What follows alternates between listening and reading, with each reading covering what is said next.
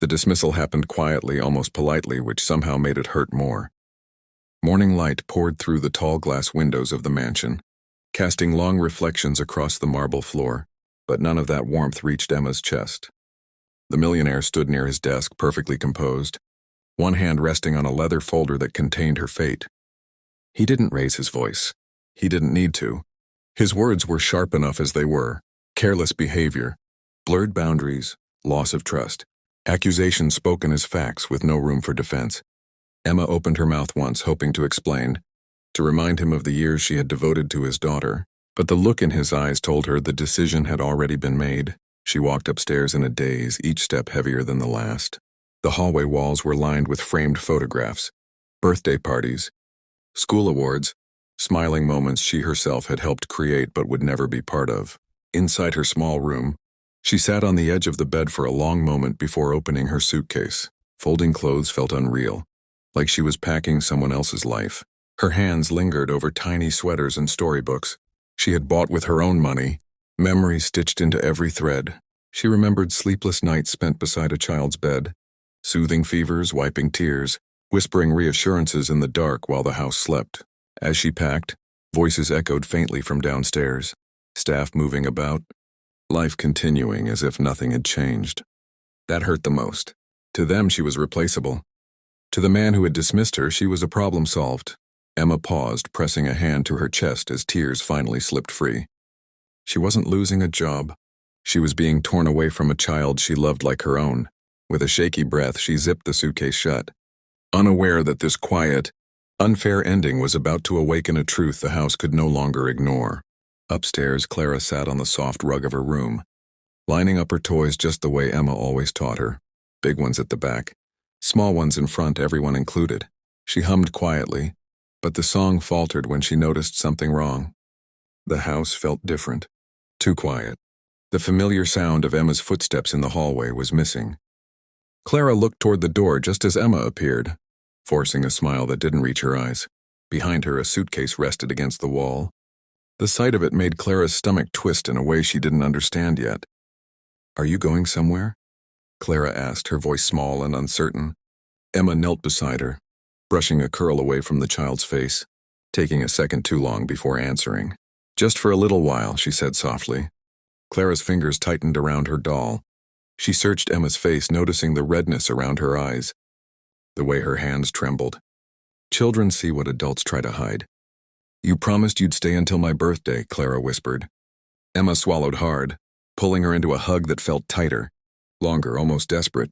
When Emma finally stood and reached for the suitcase, Clara felt panic rush through her chest.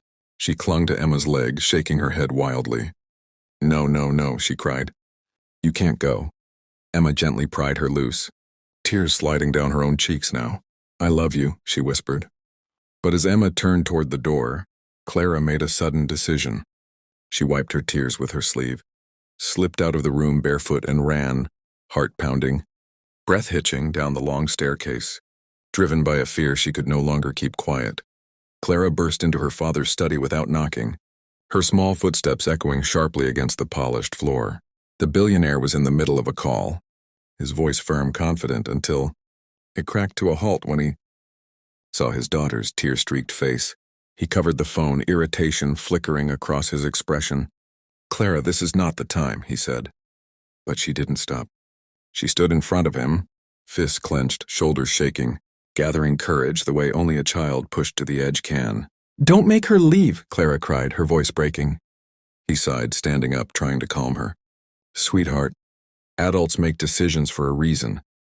That was when she looked straight into his eyes, something he rarely saw, hurt mixed with fierce resolve. "You don't understand," she said through sobs. "She's not just the nanny. She's my family." The words landed heavily in the room, louder than any shout. Clara took a step closer, tears dripping onto the floor. "When I'm scared at night, she stays. When I miss Mommy, she holds me. You're always busy," but she never leaves. The room fell silent. Even the distant hum of the house seemed to fade. The man who controlled boardrooms and markets felt something tighten painfully in his chest. Clara's final words came out in a whisper, trembling but firm. "If you send her away, you're sending me away too." For the first time, he had no answer. That night, sleep refused to come. The house was silent, but the billionaire's mind was not. Clara's words echoed again and again, cutting through his usual certainty. He went to his study and opened the security system. Scrolling past hours he had never bothered to watch before, there was Emma on the screen, kneeling to Clara's level, listening with patience, laughing softly, wiping away tears with practiced tenderness. He watched her carry his daughter to bed when she fell asleep on the couch, watched her sit beside her through nightmares, watched her stay long after her duties should have ended. There was no negligence, only love. By morning, he knew what had to be done. At the front gate, Emma stood with her suitcase, shoulders slumped, eyes tired from crying all night. When he approached, she straightened instinctively, ready to accept one more quiet dismissal. Instead, his voice came out low and unsteady. "I was wrong," he said. "I listened to lies because they were convenient. I forgot who was really there for my daughter." Emma's breath caught, disbelief written across her face. Before she could respond, Clara came running across the driveway, hair messy, slippers half on. She threw herself into Emma's arms, laughing and crying at the same time. The billionaire watched them, feeling a strange mix of relief and regret. From that day forward, Emma was no longer just an employee. She was invited to the table, included in moments that mattered. And in saving one unfairly fired nanny, a father finally reclaimed his place in his child's heart.